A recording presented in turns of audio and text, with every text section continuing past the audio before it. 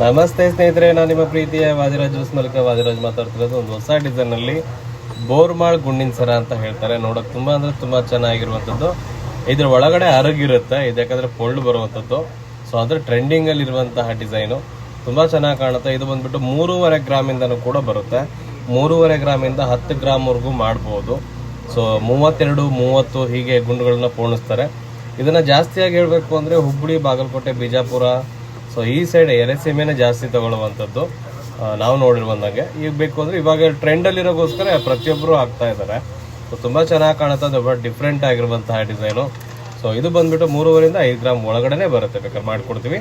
ಹಾಗೆ ಇದನ್ನ ದಾರದಲ್ಲಿ ಪೋಣಿಸ್ತಾರೆ, ಅದನ್ನು ಕೂಡ ನಾವೇ ನಮ್ಮ ವರ್ಕರ್ ಇದ್ದಾರೆ ಅವ್ರ ಹತ್ರ ಹಾಕಿ ನಿಮ್ಗೆ ಪೋಣಿಸ್ಕೊಡ್ತೀವಿ. ಹೊಸದು ತಗೊಂಡ್ರೆ ಮಾತ್ರ, ನಿಮ್ದು ಹಳೆ ದಿನದ ದಾರದಲ್ಲಿ ಪೋಣಿಸಲ್ಲ.